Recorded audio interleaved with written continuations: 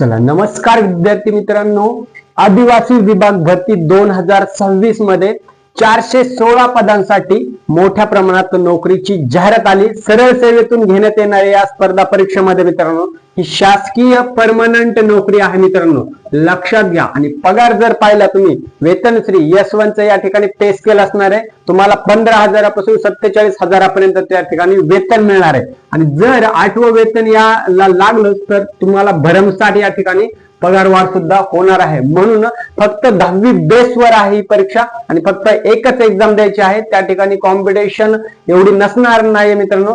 ही जी नोकरी आहे ही चौकीदार म्हणून ऍज अ वॉचमॅन म्हणून तुम्हाला असणार आहे, परंतु याच्यामध्ये पगार भरमसाठ असणार आहे। शासकीय आश्रमशाळावर किंवा जे काही हॉस्टेल्स असतात त्या ठिकाणी तुम्हाला ऍज अ वॉचमॅन म्हणून त्या ठिकाणी नोकरी असणार आहे मित्रांनो।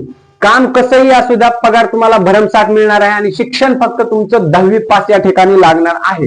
10वी पास तुमचं फक्त कंपल्सरी पास आउट असणे या ठिकाणी आवश्यक आहे। मग तुम्ही 10वी 12वी ग्रॅज्युएशन ITI कोणी काहीही झालेलं असेल तरी त्या ठिकाणी तुम्ही फॉर्म नक्कीच भरू शकता। मग प्रश्न येतो फॉर्म कधीपासून भरायचे, कधीपर्यंत? लक्षात घ्या, फॉर्म भरण्याची तारीख मित्रांनो 27 एप्रिल म्हणजे आजचे ते जून 18 मे पर्यंत तुम्हाला या ठिकाणी फॉर्म भरण्यास मुभा दिलेली आहे, सवलत आहे। अजून वेळ गेलेली नाही, लगेच अर्ज करायचे, कारण की शेवटला काही प्रॉब्लेम्स येतात, साईट चालत नाही, अशा बऱ्याच गोष्टी असतात, म्हणून लगेच अर्ज करून घ्यायचा आहे। आणि लगेच फॉर्म भरल्याच्या नंतर जून किंवा जुलै मध्ये याची एक्झाम सुद्धा लगेच होणार आहे मित्रांनो। कन्फर्म डेट आलेली नाही, परंतु दाट शक्यता आहे जून जुलै मध्ये याची एक्झाम होण्याची, म्हणजे पुढच्या 3-4 महिन्यामध्ये तुमच्या हातामध्ये तुम्हाला शासकीय नोकरी मिळणार आहे मित्रांनो। म्हणून ज्यांनी GDS ला फॉर्म भरला होता, जे की 10वी बेसिसवर परीक्षा होती, त्याची सुद्धा डायरेक्ट सिलेक्शन होतं त्या ठिकाणी, ज्यांचं झालं नाही त्यांनी GDS आता सोडून द्या। जर झालंच नसेल तुमचं किंवा होणार नसेल असा जर तुम्हाला अंदाज आला असेल तर 10वी बेसवर ही सुद्धा फक्त एकच या ठिकाणी परीक्षा आहे, कुठलाही इंटरव्ह्यू नाही मित्रांनो। म्हणून लवकरात लवकर या सुवर्ण संधीचा फायदा घ्या। टोटल जर जागा बघितला मित्रांनो तर 416 या ठिकाणी जागा असणार आहेत। आणि ही जी आहे परीक्षा ग्रुप D ची परीक्षा आहे, ठीक आहे। आणि ही सरळ सेवा भरतीमधून या ठिकाणी परीक्षा घेण्यात येणार आहे। जर तुम्ही आता ग्रुप D ची अगोदर जर पाहिले बऱ्याच सिस्टीम, तर त्या ठिकाणी कॉन्ट्रॅक्ट बेस भरती चालू असते किंवा बऱ्याच ठिकाणी ग्रुप D ची सरळ सेवेतून परीक्षा होत नाही, परंतु ही परमनंट शासकीय नोकरी असल्यामुळे ग्रुप D सरळ सेवेतून भरती आहे, सगळ्यात महत्वाची गोष्ट आहे, लक्षात घ्या। या ठिकाणी जर तुम्ही पगार पाहिला मित्रांनो, सॅलरी तुमची 15,000 ते 47,600 पर्यंत या ठिकाणी तुम्हाला सॅलरी मिळेल। प्लस तुमचे जे काही गव्हर्नमेंटचे भत्ते असणार आहेत ते सुद्धा या ठिकाणी तुम्हाला मिळणार आहेत, जे तुमचे व्हॉटएव्हर सर्व भत्ते।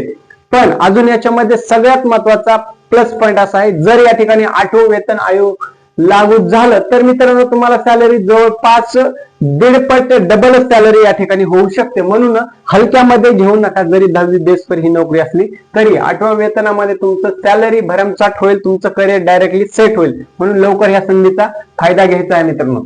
त्याच्यामध्ये टोटल 29 प्रकल्प आहेत मित्रांनो, 29 वेगवेगळ्या प्रकल्पामध्ये तुम्हाला त्या ठिकाणी नियुक्ती मिळणार आहे। आणि सगळ्यांना कॅटेगरी वाईज या ठिकाणी जागा डिवाइड करून दिलेल्या आहेत। तुमची फक्त कॅटेगरी सांगा, त्यानुसार तुम्हाला किती जागा आहेत ते तुम्हाला नक्कीच तुमच्यापर्यंत मिळेल मित्रांनो। म्हणून तुमची कॅटेगरी सांगा, तुम्हाला जागा तुमच्या मिळून जातील।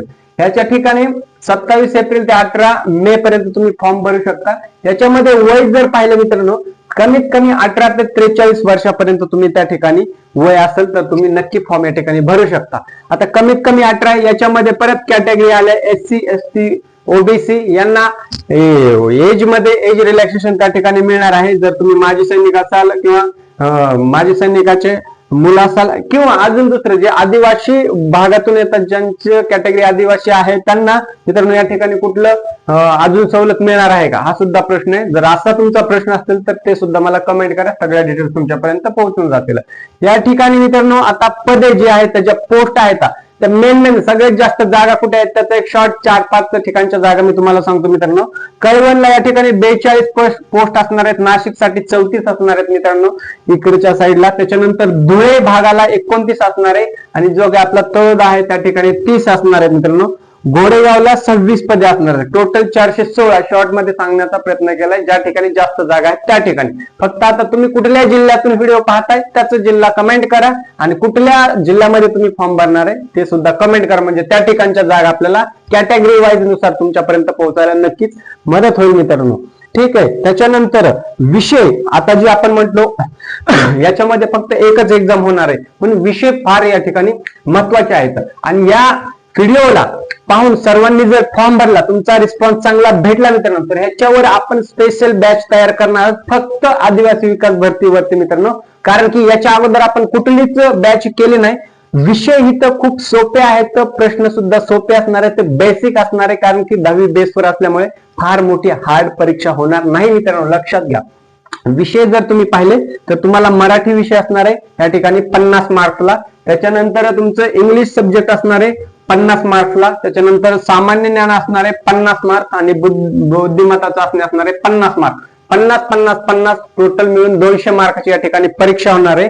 आणि प्रत्येक मार्कला 2 प्रश्न असणार आहेत, म्हणजे प्रत्येक विषयाला सगळ्या ज्या बेसिक गोष्टी आहेत त्या ठिकाणी तुम्हाला विचारलं जाणार आहे. आता जर मराठी विषयामध्ये तुम्ही जर आला तर 50 मार्काला नेमकं काय विचारणार? समानार्थी शब्द, विरुद्धार्थी शब्द, वाक्यप्रचार, म्हणी, असे वेगवेगळे जे काही मराठीचं बेसिक ग्रामर आहेत ते. आता आपली पकड इंग्लिशवर चांगली आहे, त्याच्यामुळे जर खूप जण विद्यार्थी इंग्लिशला घाबरतात, बेसिक ग्रामर त्यांना कन्सेप्ट क्लिअर होत नाही.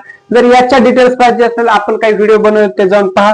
नसेल तुम्हाला स्पेशल बॅच पाहिजे असेल तर व्हिडिओला जास्त रिस्पॉन्स करा, जेणेकरून आपल्याला बॅच चालू करायची का नाही ते आपल्याला या ठिकाणी कळेल. आणि फ्री ऑफ कॉस्ट बॅच ठेवू, no problem. Recorded plus live दोन्ही प्रकारच्या बॅच या ठिकाणी आपण ठेवू, परंतु तुमचा रिस्पॉन्स मला खूप स्ट्रॉंग पाहिजे मित्रांनो.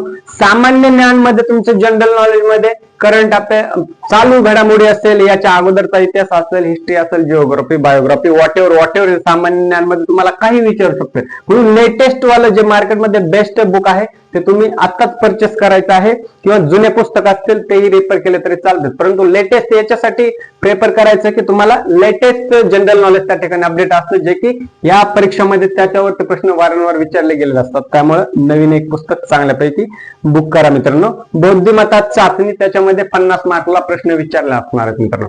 म्हणून परीक्षा अगदी सोपी असणार आहे, सोपी आणि अवघड दोन्ही या ठिकाणी असणार आहे. कारण की कॉम्पिटिशन सुद्धा त्या ठिकाणी असणार आहे, कारण 10वी बेसवर जरी असली तरी त्या ठिकाणी ग्रॅज्युएट झालेले विद्यार्थी सुद्धा या ठिकाणी खूप मोठ्या प्रमाणात फॉर्म येऊ शकतात. 416 जरी जागा असल्या तरी त्या ठिकाणी डायरेक्ट 20,000, 50,000 किंवा 1 लाखापर्यंत सुद्धा त्या ठिकाणी फॉर्म येऊ शकतात. कॉम्पिटिशन रफ आणि तगडा होणार आहे, म्हणून तुम्ही घाबरायचं नाही. फक्त तुम्हाला तर एकच जागा पाहिजे, म्हणून सगळ्या गोष्टींची तयारी पुरेपूर करून घ्या मित्रांनो. आणि तुम्हाला याच्यामध्ये काही डाऊट किंवा प्रश्न असतील तर नक्की कमेंट मध्ये कळवा, त्याचं सोल्युशन तुमच्यापर्यंत नक्की मिळेल. आणि हा व्हिडिओ जास्त शेअर करायचा, आपल्या चॅनलला सबस्क्राईब करायचे, जेणेकरून तुम्हाला सर्व येणाऱ्या बॅच, सरकारी अपडेट, सगळी माहिती अशाच प्रकारे सर्वात अगोदर तुमच्यापर्यंत पोहोचण्यास नक्की मदत होईल. भेटूया मित्रांनो नवीन अपडेट सोबत. तोपर्यंत जय हिंद, धन्यवाद आणि राम राम मित्रांनो.